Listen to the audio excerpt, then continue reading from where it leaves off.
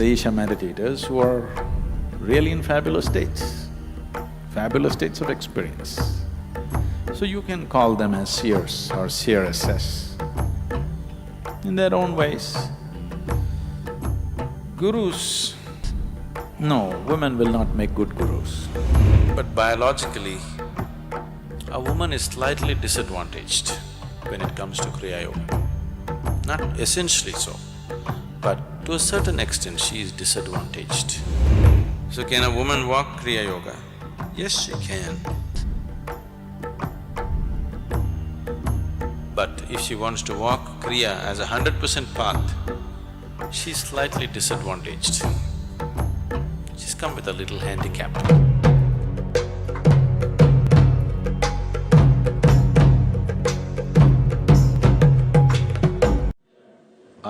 Some female spiritual leaders have said that it is better for a woman to seek a female guru. Is it so?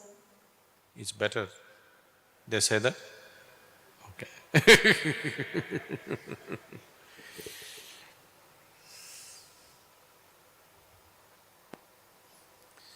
Now, one thing, if you're still a female or a male, it means you're not yet spiritual. And especially if you're still seeing a guru as a male or as a female, you have no possibility.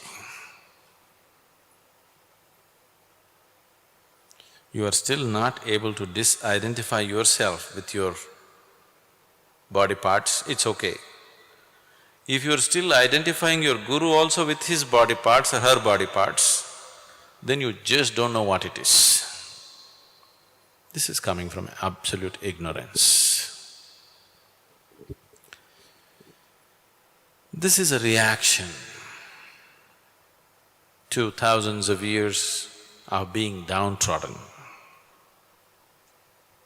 Socially may be correct, spiritually not relevant. If you look at your guru either as a man or a woman, you'll miss the whole point.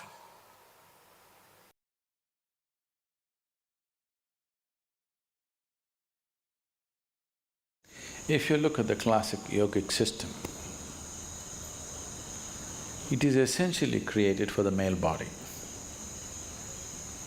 They did not consider the female body because females never came for sadhana in those times. It was not possible for them to come, for various reasons, biological reasons, social reasons, the way everything else was. And because yoga was not taught in a studio, it was taught by some guru somewhere in some cave, in some mountain, some forest, a woman could not go in those days. So, largely, 90% of the yogic system was oriented towards the male body, not towards the female body. So many systems of yoga which are being recklessly taught today could damage a woman's body if not properly handled. One of the things that you are learning is Mayurasana. They told you not to do Mayurasana? Yeah. Because that's not suitable. It's a peacock asana, not a peahen asana.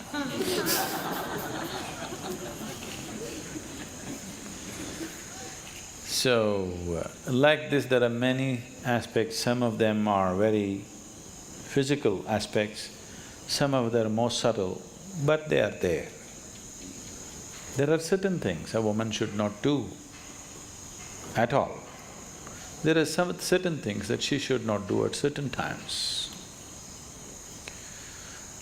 So what she should not do at all, generally in Isha Yoga we have not even looking at those things except Mayurasana and a few other things which are not in coming in touch with you. For brahmacharis we have a few things which are not necessary for others. So during certain times, what you should not do depends from one woman to another, it could be little different. Not everybody suffers those few days as much as somebody else. For some people, it throws their whole life off the track. Some people go through it without much disturbance, either in their psychological or physiological system. So depending upon how a particular person is, mild adjustments will have to be made. But if we are doing anything which is very forceful, if you're doing any practice which is forceful in nature, it is best to avoid it at those times. Because any forceful activity could cause agitation in the body and in the mind, because at that time naturally body is seeking a certain amount of rest, a certain amount of quiet, not agitated activity. There are certain other aspects which are more towards Kriya than asana. If you have learned to do asana in a very relaxed way, it's all right to do everything. If you're still not there, it's better to avoid a few things.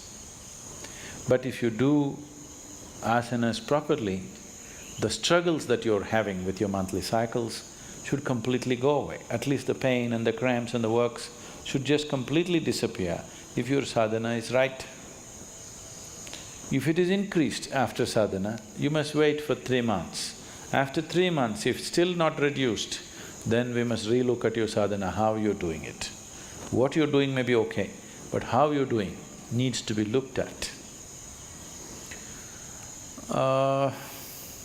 With kriyas, there are more restrictions.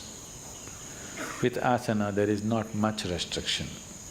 There may be some practices which are physical postures and also kriyas. They are the things that you need to be really careful about. Like we are doing Surya Kriya. Surya Kriya needs to be looked at carefully, because if too much sun burns within you, then it's very good on one level.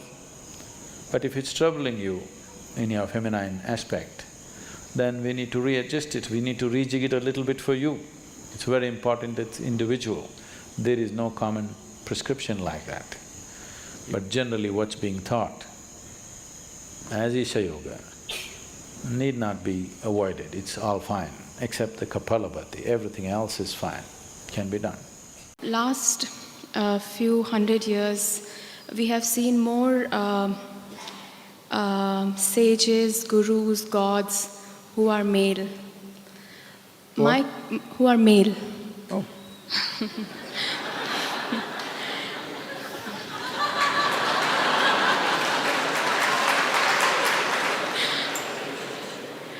Why don't we see enough women in these roles?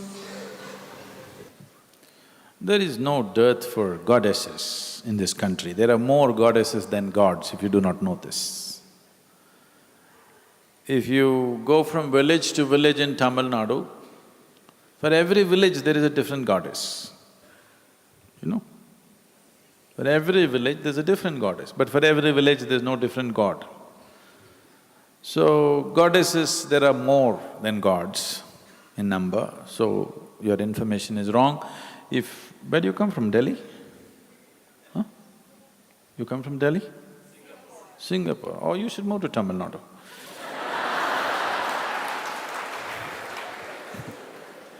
There are lots of goddesses, all kinds of ammans. About sages and seers, there have been many in the past. These days, because generally from young age they're trying to be beauty queens, they're just missing out on the other training.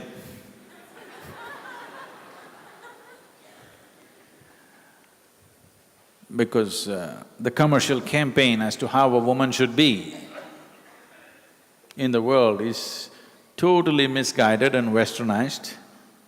And I think a huge amount of the female population is completely taken by this.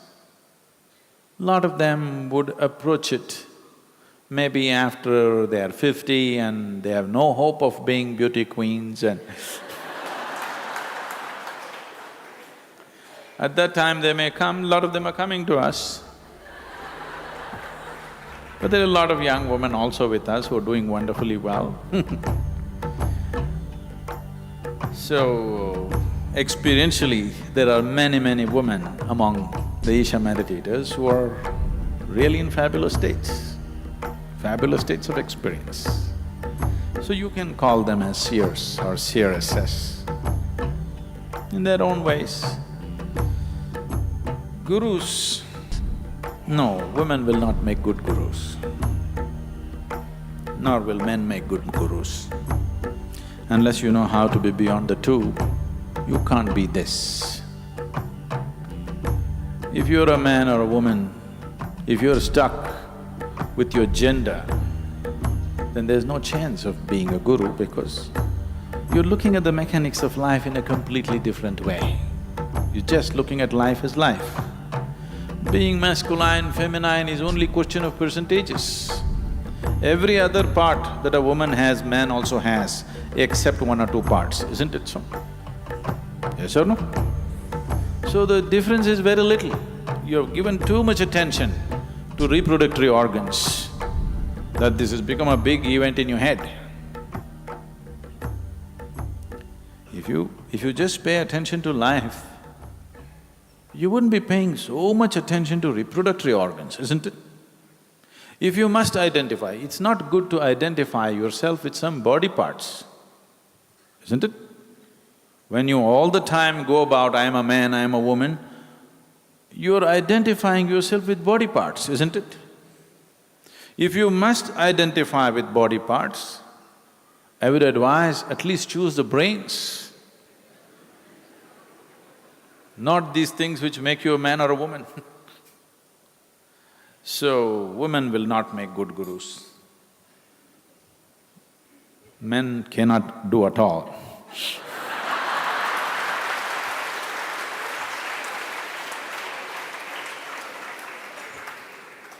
So leave that area alone.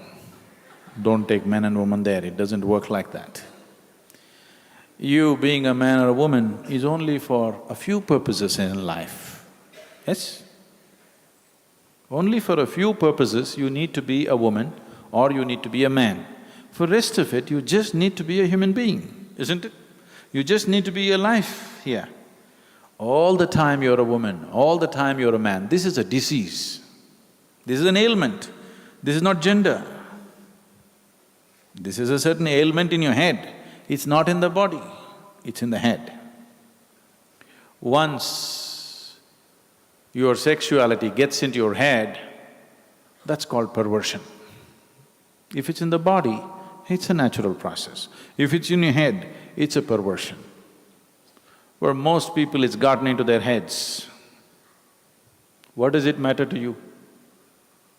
What kind of body parts a guru has?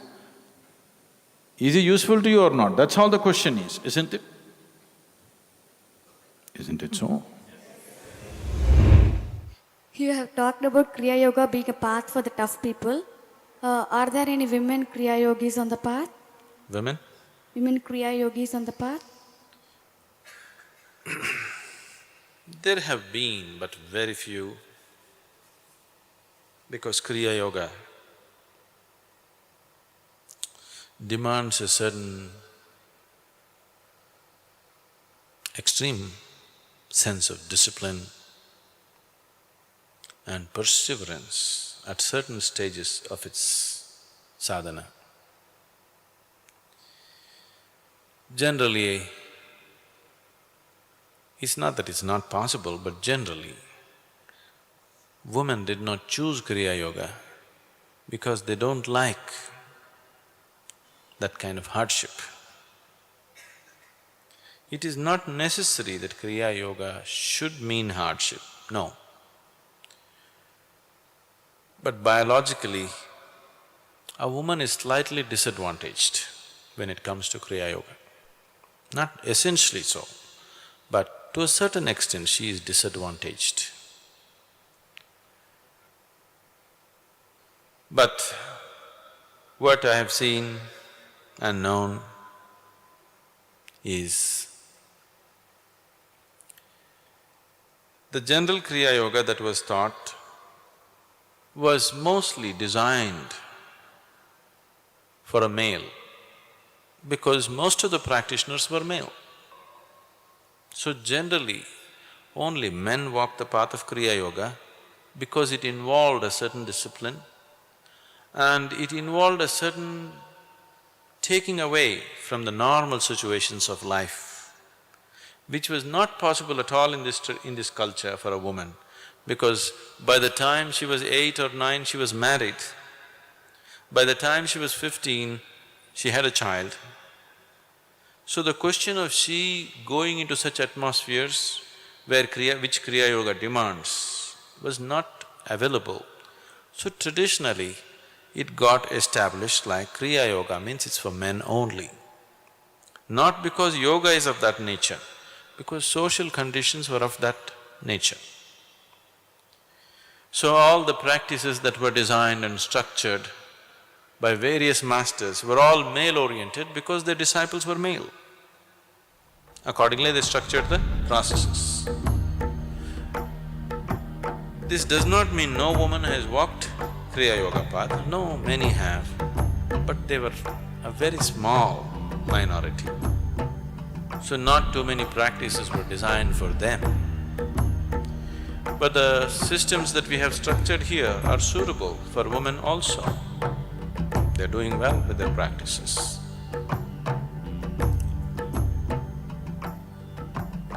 So can a woman walk Kriya Yoga? Yes, she can. But if she wants to walk Kriya as a 100% path, she's slightly disadvantaged. She's come with a little handicap. So she needs little extra effort if she's willing to do that. But it's always best if one wants to progress, to mix all aspects of life, to create a proper combination of these 4 dimensions of jnana, karma, kriya and bhakti. And in a woman generally, the emotional dimension in him, in her, is more dominant than other dimensions. It's good to make use of that.